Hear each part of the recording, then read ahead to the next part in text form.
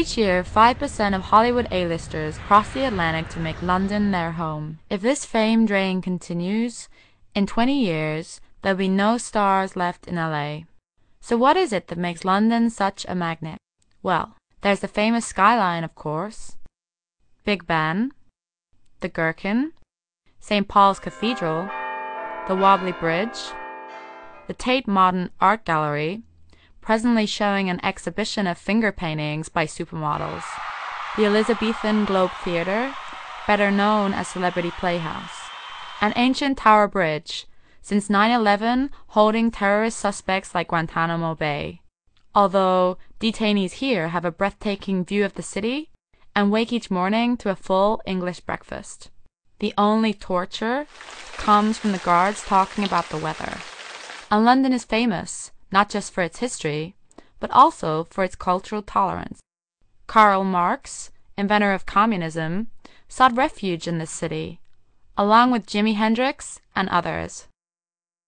But when it comes to keeping the stars happy, London has a secret weapon. Moving around any big city for celebrities can be a nightmare.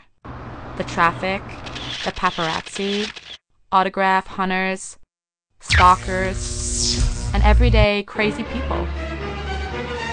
London makes travel easier for its own citizens with a local congestion charge, taxing every car that enters the center using surveillance cameras and pumping the money raised back into the transit system with fast trains, cycle lanes, bus lanes, regular traffic lanes, and now celebrity lanes. Yup, you guessed it. Officially, they're known as priority traffic lanes, but Londoners call them celebrity lane. Using these exclusive through routes, the limos are free to ferry their stars from their hotels and penthouses to their private jets and country mansions, and never get stalled in traffic. How do ordinary travelers react to this VIP treatment for stars? We followed some drivers who make the trip into London each day. John, a van driver for 20 years, who can talk on his cell phone and tailgate at the same time, told me he never looked at anything when he was driving, so he hadn't even noticed celebrity lanes. Sheila, a psychiatric nurse, said she hated her job so much that she didn't much care if she got there or not. This driver admitted she spent most of her time on the way to work fixing her makeup in the driving mirror. This senior executive confessed that he spent most of his drive time asleep or thinking about his secretary. Out-of-towners, Peter and Bonnie, were surprised when I asked them about London traffic. They thought they were driving through Leatherhead.